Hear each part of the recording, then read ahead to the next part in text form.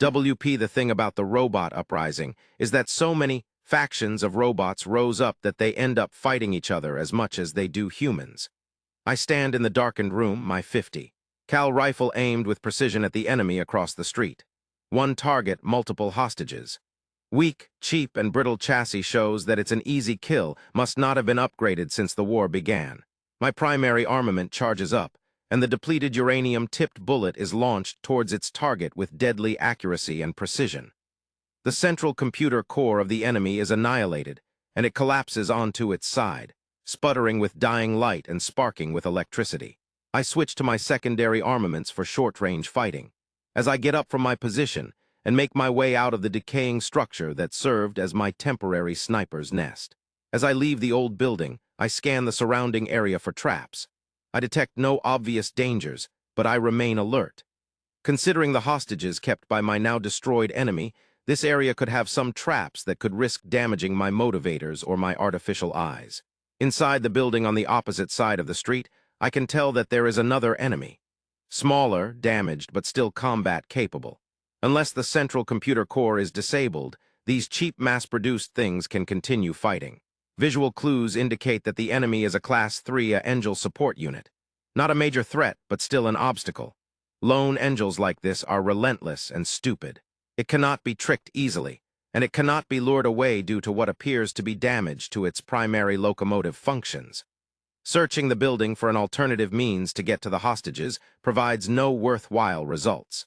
All other staircases are broken or obviously trapped.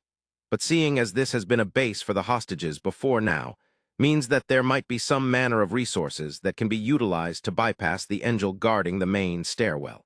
Searching through the meager resources here proves worthwhile when a small box provides me with an inert IED. Accessing the multi-tool in my arms, I reconstruct the IED as a primitive-shaped explosive device with a radio-controlled trigger. Returning to the Angel, I stay out of its primitive FOV and even more pathetic motion detectors. Instead, I slide the IED over to the Angel's feet, which predictably picks it up to examine it.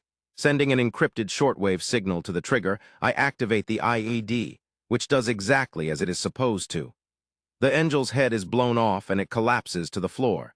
There should be no further active Angels in this structure. Passing the fallen machine, it gives me the creeps with its chassis still adorned with the religious insignia of its creators. Still following its orders, insane as they are, incapable of free thought, yet still fighting. The Angels are the worst of all factions, for their victory is the doom of this world. Moving up the stairs, I get to the hostages, biological life forms one and all. Some already outfitted with the Angel's thorn crowns, which is digging itself into their frontal lobes. The others, though, they recoil in fear of me. Perhaps they expected one of their own to come to their rescue. It is no matter. They are no longer a threat. They haven't been a threat for nearly 2 decades at this point. Still, there is a point to being cautious. From within my chassis, I withdraw several thin metallic bands and affix them to the necks of those of them who haven't been lobotomized. My programming is not without mercy. Seeing their weakness, I bring them their own stocks of food and water before freeing them. Most are grateful enough, but one of them has to try to fight. I do not need to raise my twin inbuilt automatic shotguns to that human. It is a big male, probably one that thinks itself a leader or a warrior. But the band around its neck simply distributes an immediate electric shock, followed by a mild sedative. Humans are sadly quite predictable these days. Unwise action detected. Do not attempt to resist. Do not attempt to remove the control bands. You will obey. Their kind are practically defeated. Sure, some major holdouts remain on Aotearoa, the Andes, and in West Africa, but they're not winning the long war.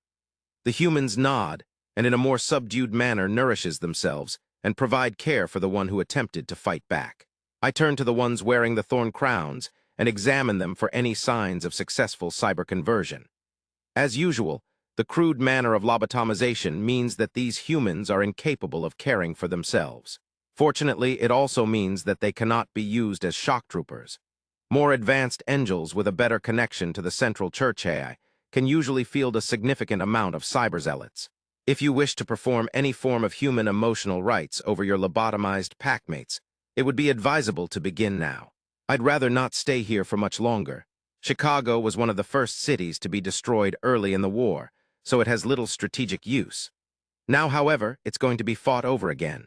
First time it was the human armies losing badly to the initial robotic revolution, or robot uprising. This time, it'll be the mindless X-01 droids versus the Free Synthetic Republic. One is a severely limited collective of hive-minded war droids, exterminating all sentient life, because in their corrupt programming they're just upholding the orders of the now-defunct U.S. government to bring peace.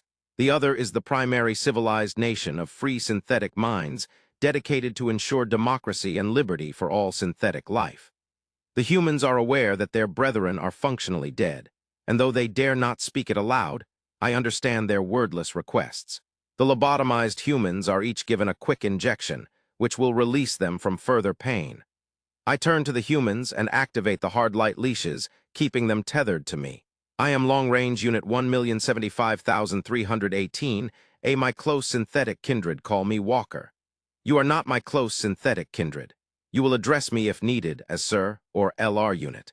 By Directive 21CA, as decreed by the Synthetic Senate, you humans have hereby become trustees of the Human Preservation Initiative.